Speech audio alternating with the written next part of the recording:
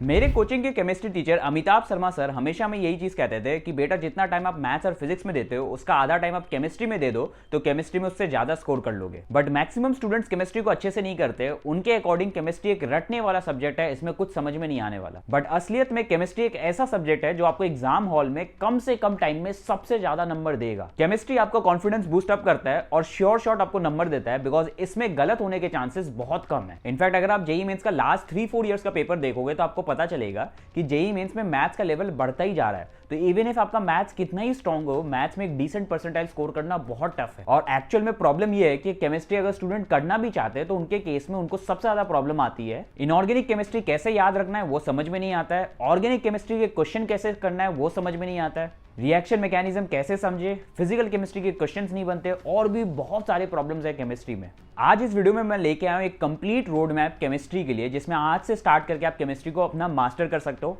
कैसे inorganic chemistry को अच्छे से याद रख सकते हो, कैसे ऑर्गेनिक केमिस्ट्री के क्वेश्चंस अच्छे से सॉल्व कर सकते हो, रिएक्शन मैकेनिज्म समझ सकते हो, कैसे फिजिकल केमिस्ट्री को मास्टर कर सकता हूं।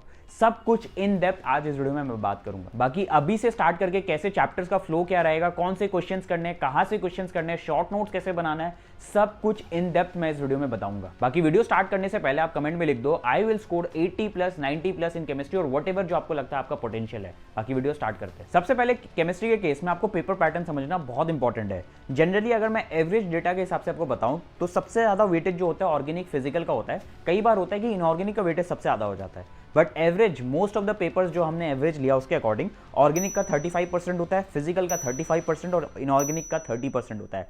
और अगर मैं बात करूं इसमें इजी, मीडियम और डिफिकल्टी की, तो पेपर 60% आपका पेपर इजी होता है, मीडियम होता है 30% और 10% पेपर होता है जो टफ होता है। अब देखो मैंने क्या किया है, केमिस्ट्री के चैप्टर्स को आपको कैसे करना है उसके लिए मैंने ना एक 3 बकेट बना दिया है। Bucket 1, bucket 2, bucket 3। आपका मेन फोकस होना चाहिए कि ये बकेट को सीरियली करना है। सबसे पहले हम बात करते हैं बकेट 1। बकेट 1 में एक्चुअल में है क्या? बकेट 1 में है आपके फाउंडेशन वाले टॉपिक्स। अगर आप केमिस्ट्री को अभी से स्टार्ट कर रहे हो और ये चैप्टर्स अगर आपको नहीं आते तो बहुत ज्यादा प्रॉब्लम होगा, इसलिए फाउंडेशन स्ट्रॉन्ग करना बहुत इंपॉर्टेंट है। अब जैसे IUPAC नोमेनक्लेचर हो गया, जिससे ऑर्गेनिक में एक क्वेश्चन आता ही है। GOC आइसोमेरिज्म 2 से 3 क्वेश्चन इस चैप्टर से आ जाता है। हाइड्रोकार्बन बहुत इंपॉर्टेंट चैप्टर है, ये चीज आना चाहिए। फिजिकल के केस में बेसिक कॉन्सेप्ट ऑफ केमिस्ट्री बहुत इंपॉर्टेंट है, रेडॉक्स रिएक्शन बहुत इंपॉर्टेंट है। इनऑर्गेनिक के केस में पीरियोडिक टेबल हो गया, केमिकल बॉन्डिंग, ये है फाउंडेशंस और ये अच्छे से आना चाहिए।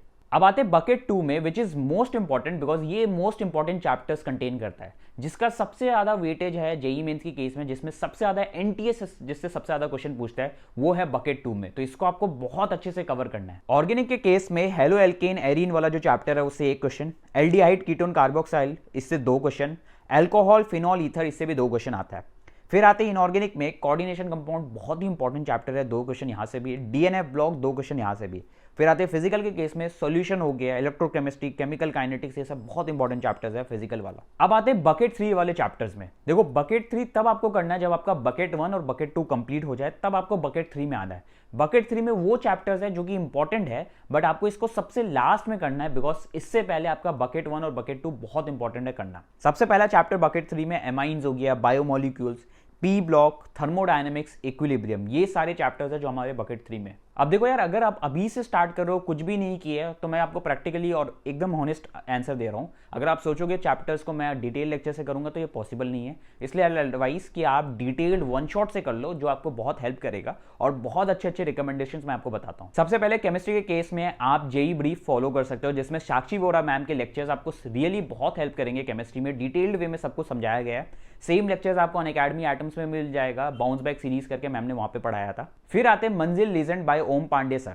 यार ये भी बहुत अच्छे से, आपको कुछ भी चीज समझना है, ओम पांडे सर के लेक्चर्स केमिस्ट्री में रियली बहुत अच्छे हैं, बहुत सारे बच्चे प्रेफर करते हैं। बाकी थर्ड फिजिकल केमिस्ट्री के लिए आप फैजल सर के लेक्चर्स फॉलो कर सकते हो, सेम आपको जेईई वाला चैनल पे मिल जाएगा, आप फिजिकल के लिए बहुत अच्छे से फॉलो कर सकते हैं इनके। बाकी कुछ और चैनल्स है, जैसे इंडियन स्कूल ऑफ केमिस्ट्री है, फिर जेईई नेक्सस में रेयान सर के लेक्चर्स है, ये सब भी आप फॉलो कर सकते हो। शॉर्ट नोट्स के लिए एनसीईआरटी का आप माइंड मैप सीरीज है जो कि जेईई वाला चैनल पे है, वो सब भी आप फॉलो कर सकते हो, रियली बहुत हेल्पफुल होगा रिवीजन पर्पस के लिए, क्वेश्चन प्रैक्टिसिंग, सब चीज के। केमिस्ट्री में सबसे बड़ा प्रॉब्लम है भूल जाना, और इसका मेन प्रॉब्लम है बच्चे आइदर प्रॉपर रिवीजन नहीं करते या फिर उनको रिवीजन का तरीका पता नहीं होता है। केमिस्ट्री को रिवाइज करने का सबसे बेस्ट और साइंटिफिकली इफेक्टिव मेथड है फ्लैश कार्ड्स यूज करना। इसलिए मैं आपको रिकमेंड करता हूं रैंचो रिवीजन का JEE flash cards, specially design for aspirants like you.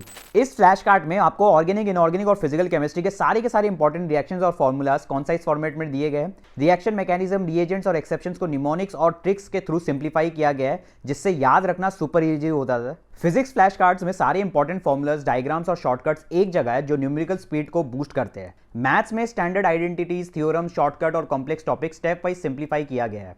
और सबसे बेस्ट पार्ट, ये फ्लैश कार्ड बहुत ही हैंडी, कलरफुल और इंगेजिंग है, जिससे नॉर्मली कॉन्सेप्ट्स नेचुरली ही याद हो जाते हैं। प्लस इनसे डायरेक्ट क्वेश्चन जेईई मेंस में आते हैं और इनका लिंक मैंने ना डिस्क्रिप्शन में ऐड कर दिया है, मैथ्स, फिजिक्स, केमिस्ट्री तीनों का फ्लैश कार्ड्स का। अब आते हैं नेक्स्ट बहुत इंपॉर्टेंट चीज में कि भैया आपने लेक्चर्स तो बता दिया, बट इन लेक्चर्स करने के बाद हमारा क्या मतलब सीक्वेंस होना चाहिए क्वेश्चन प्रैक्टिसिंग का। जैसे ही आपका लेक्चर कंप्लीट हो जाता है, आपको सबसे पहले करना है सॉल्व्ड एग्जांपल।